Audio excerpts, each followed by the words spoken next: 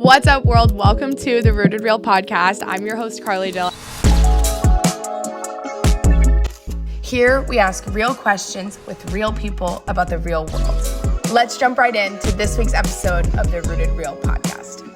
What's up, world? Welcome to the Rooted Real podcast. I'm your host, Carlie Dill, and I'm so glad you're here today. We have gotten a major upgrade, and I'm so excited to be here and to have the podcast back up and running. Even though I have a couple episodes in the bank and we have a couple guests that I'm so excited to share with you, I realized I just wanted to share my story on here about why I'm passionate about this podcast, why I started this podcast, and the future for the Rooted Real. And we've got such a great upgrade that I was dying to get in this studio and film because it is just absolutely insane. If we haven't met, my name's Carlie Dill. I am 23 years old and I'm from Waco, Texas, kind of Austin, kind of Waco, but I now claim Waco, sick and bears. But I live here in Los Angeles, California, and I absolutely love it. I moved here 4 years ago. It's been really, really sweet because I have really found my creative rhythm and a freedom here in California that I've never had before. And so I have been around so many incredible creatives and people, and I just realized that I wanted a medium and a chance to use my creative brain in some sort of way. And this podcast was formed. Yeah, I know everyone and their mom has a podcast, but I hopped on the train and I decided this is what I want to do. I'm passionate about this. I'm going to do it even if everyone else is doing it. I'm just going to do it anyway. So a little bit about me. This is called the Rooted Real podcast. And you're probably saying, Carlie, what is the Rooted Real? Yes, it's Christian. It's alliteration. Tell me what that is. And I'm here to tell you. The Rooted Real means being rooted in something is like a tree being planted, being sturdy, being firm, but then also being super real and vulnerable and honest. And I have been a Christian for 6 years as of this month, praise God. And I love Jesus and I love the Lord. And I really just believe that there is something to be rooted in, that, you know, we live in a very challenging world and the world gets real. It gets real. Life is hard. But I've been really grateful to find something that keeps me rooted and keeps me rooted and that gives me foundation for my entire life. And I know that in this day and age, everybody's kind of looking for a reason to be alive, for a reason to be here. And they ask themselves, why? I ask myself, why am I here? What am I here for? And I really feel like I've found something to be rooted in while also wanting to be really real and knowing that life is really hard. And I have a lot of questions. So I realized I had so many questions and I assumed that there would be so many other people that would also have questions. I expect other people to come on here and be vulnerable and share their stories and share their beliefs, that I should be bold and be willing to share mine. And so it all goes back to 6 years ago. I was not raised in a Christian home. My parents are Christian, but we just didn't really go to church. They're the best. I have the best family ever, but we just didn't really go to church, and that wasn't really something that we did. It was mainly me and my mom growing up. And so I really just kind of started going to church on my own. I met a friend that was inviting me to church, and I said, sure, I'll come to summer camp. I like, water balloons and hanging out and whatever. So I would do that. But then also I dated a guy when I was in high school. When I dated him, he and his family went to church, and I said, okay, I'll go to church with you, whatever. Well, we went to church, but I wasn't really following Jesus. That wasn't something that I wanted to do. That wasn't something I believed in. But because he went, I said, yeah, sure, I'll go with you. So I started going to church. I started learning a little bit more. But ultimately, I wasn't really interested in following Jesus. Being a Christian, that wasn't really interesting to me. But then when I was a senior in high school, it's a long story, but I graduated early. So I was very young. My boyfriend at the time went to college, sick and bears. And he went to Baylor, which I wanted to go to Baylor first in my defense. But he went to Baylor. And he really found the Lord truly. We were going to church, but he wasn't really walking with God either. And he ended up giving his life to Jesus and deciding that was what he was going to spend his life doing. And I was super, super frustrated. I was so mad. I was like, okay, why is that important to you? Why do you care? I absolutely don't care. And he wanted me to make all these changes to my life. And I was like, I am not passionate about this. This is your thing, not my thing. And I feel like you're forcing it on me. And I was super upset, and it caused a lot of conflict. And eventually he broke up with me, and he said, Carlie, I want to follow Jesus, and this is important to me.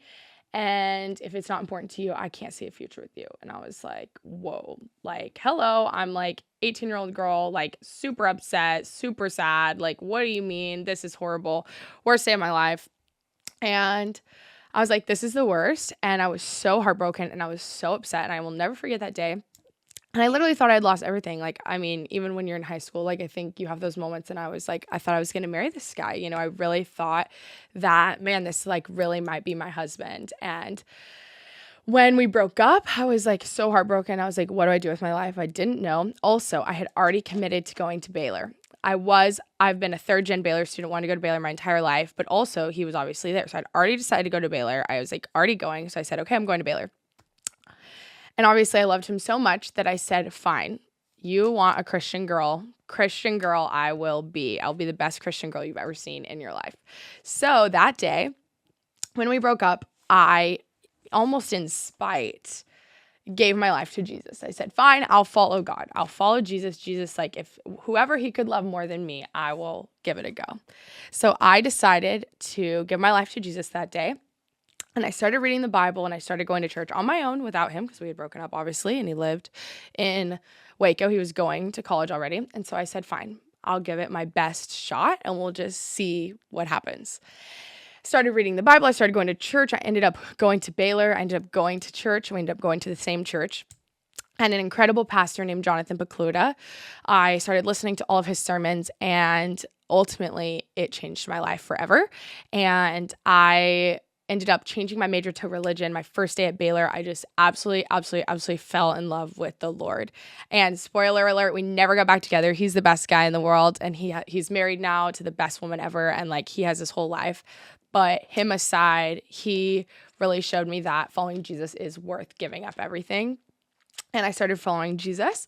I went to Baylor, Sick and Bears, and I went there for 2 years. And then the pandemic hit. And during the pandemic, I was like, what am I doing with my life? Like, this is crazy. I was a religion major, which was awesome. I was like, maybe I'll go into ministry. But God had other plans for me. I didn't know it at the time, but I picked up a camera and I started taking photo and I started taking video and I was like, whoa, this is like so fun and creative and cool. And I was like, oh, maybe I'll be like a church photographer. Maybe I'll be a church videographer, maybe like creative director or something. And I started doing that. And then I was like, oh, like summer internship, like college kids get summer internships. And I started applying for all these summer internships. And I got an internship here in California at Saddleback Church. Go Saddleback. I absolutely loved it. And I moved to California. I had every intention of moving back. It was only 3 months. It was only going to be like a couple months, 90 days. I was going to live my best life. And I moved to California. And I had the best summer of my life. I just had so much fun. I made the best new friends. And that is a whole other story. But long story short, I left Baylor. I started doing online school. And when I started doing online school, I was like, I'm just going to move to California and be faithful. I felt like God was doing something here in California and I wanted to be a part of it. And I felt so much of myself here. I really felt like I didn't have to fit a box that I kind of felt like I had to fit.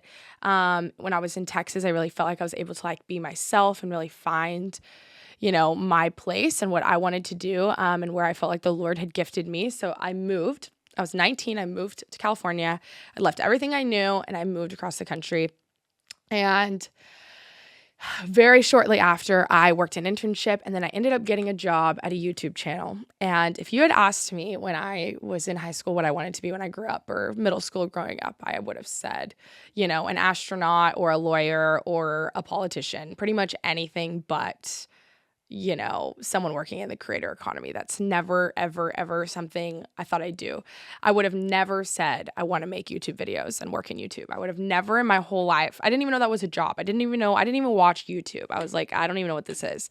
But I started working in YouTube. I worked at a channel and I lived in LA. And ultimately, I had a job and I had school. So I was working full time and I was going to school full time.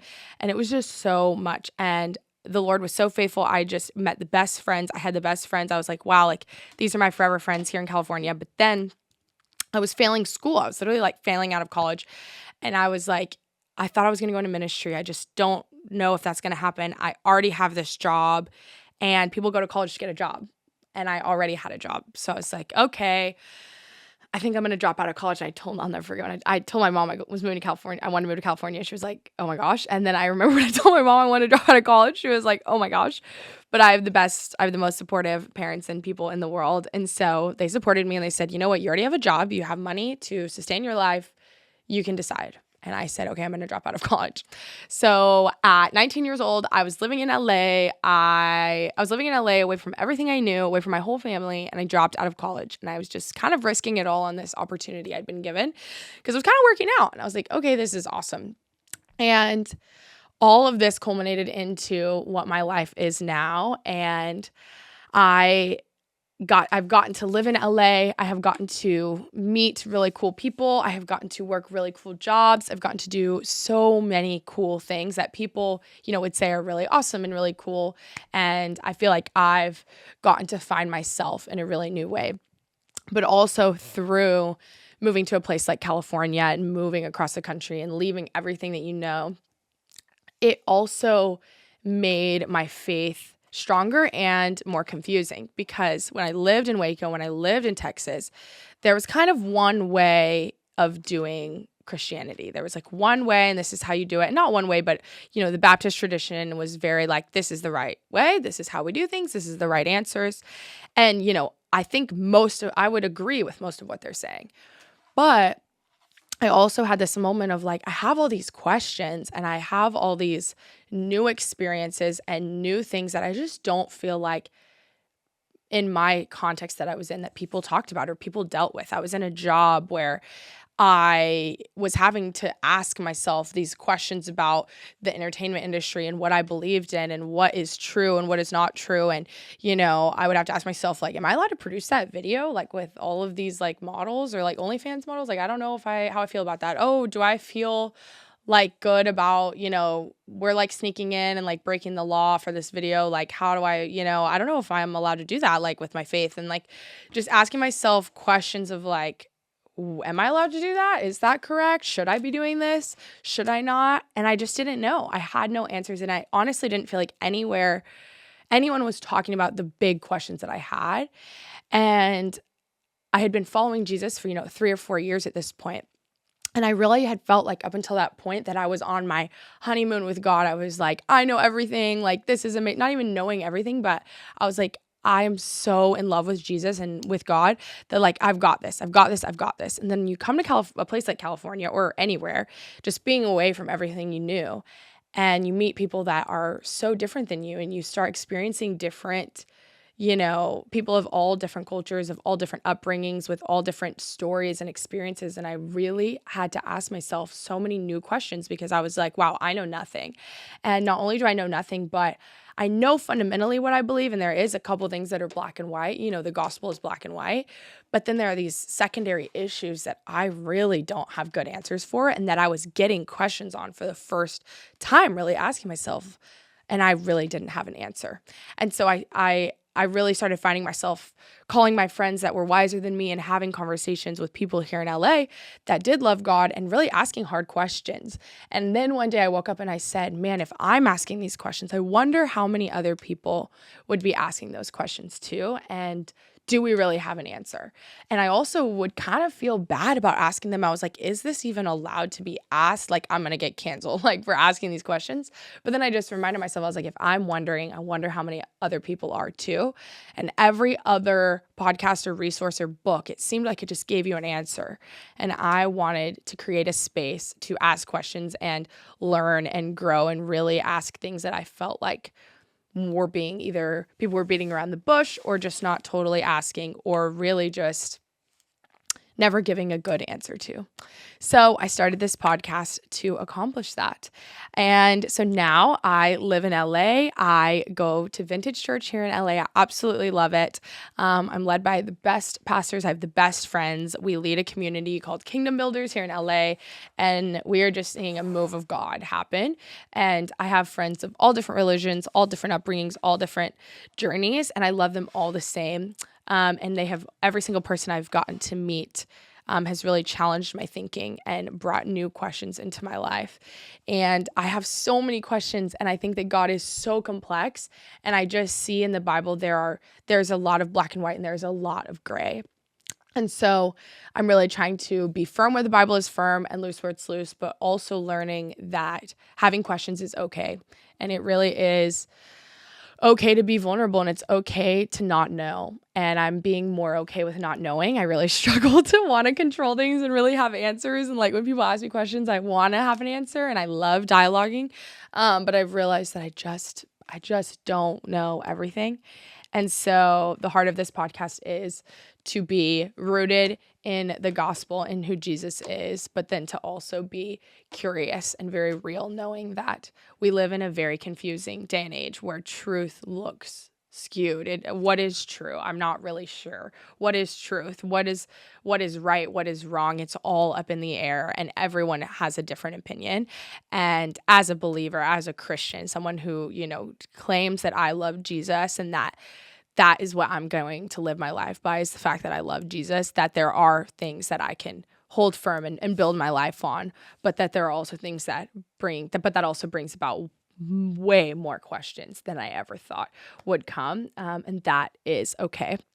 And so this is a podcast that is supposed to be a safe space. It's supposed to be a place for curiosity. It's supposed to be a place for people to come and ask questions, for people to have somewhat of an answer to questions, and really for us to just dialogue about hard things, and really tailored for people in their 20s or Gen Z or this, new generation of media, and these people that, are the up and coming, the next followers of Jesus. I heard a quote one time that said, we're one generation from the church dying. And I really don't want that to be us. So, and I don't believe it will be, but I just want this to be a place for people that are young and looking and searching and have questions, for it to be a safe place. If you're not a Christian, if you're watching this and you're like, hey, I don't know Jesus, I don't know what you're talking about, I'm not a Christian, this would be a safe place, and that's okay. And that you can come here and you can really just ask your questions. You can seek understanding, and you don't have to have answers the same way that, even though that's something I identify with, it doesn't mean I even have the answers, because there are so many hard questions. But that ultimately the gospel will be the thing that is the main thing. It's John 3:16 that and Romans, it's the verse in Romans that is like, for all have fallen short of the glory of God. And it is just by grace through faith that we are saved, that Jesus, a perfect person, died on the cross. He came to earth. Jesus, a perfect person, the Son of God, came on earth, and he lived a perfect life. He was a real person, and he lived a life on earth, which is like literally crazy. Like Jesus was physical in this room, like could have been in this room, is crazy. And he lived a perfect life with no sin. And then he died on the cross, and he literally bore the sin of the world. He literally died so that we could all go to heaven as the bridge between us and God. Like, that is just a crazy concept, that someone loved humanity so much that he died on the cross and gave his whole life for me and for you and for all of us. And that all we have to do is believe. It's like going to a movie and saying, hey, this ticket's been given to you. You can walk right in. It's like someone else paid for that ticket. You don't have to pay for it. It's been paid for, and you get to go for free. And that is literally crazy. And so that is what I want this space to be. The main thing is the gospel. Because if I'm honest, guys, like, the gospel is the only thing that I'm 100% sure of. Like, I am 100% sure that Jesus lived and died, and that there is a heaven and there is a hell, and that if you believe in Jesus, you will go to heaven and spend eternity with him. I'm 110% sure of that. But everything else, like, some of it I'm 99% sure. There's things I'm like pretty sure on, but there are so many things that I have no clue about. And I've been doing this for 6 years. And so I figured there's people out here that are much smarter than me that can probably somewhat answer our questions, but also give us a place and give us good things to think about, for all of the secondary things, because the gospel, Jesus, is the main thing, and everything else is going to remain secondary. But because I'm already sure of the gospel, I want to make space for these secondary questions, because I as a person felt like I wanted to be given space to ask them and to really seek understanding, whether you know Jesus or not. And I wish I had been given a space before I knew Jesus to ask these questions, because maybe I would have chosen to love him and know him sooner. So I'm so excited. I have a couple episodes that were filmed before this, but full transparency, this podcast setup is so sick that we might re-record them. So when the next episode is going to come out, I am unsure. But I've been so excited to get the podcast up and running again and share my life and my story with the world. And I think that there are just so many, I just know there are so many amazing people that have so much to share and who are so wise and spend a lot of time learning and have such unique experiences. And I really think that they have a lot of value to bring. And I think if you are exploring faith or, some form of a God, I think this can be a really cool place for us to explore together. And I'm super excited. So if it's your first time or you've been here since the beginning, I'm so glad you joined us today on the Rooted Real podcast. I'm your host, Carlie Dill, and we will be doing this. I don't want to make a commitment. I would say every week. That's the goal, but we will be doing this as often as we can.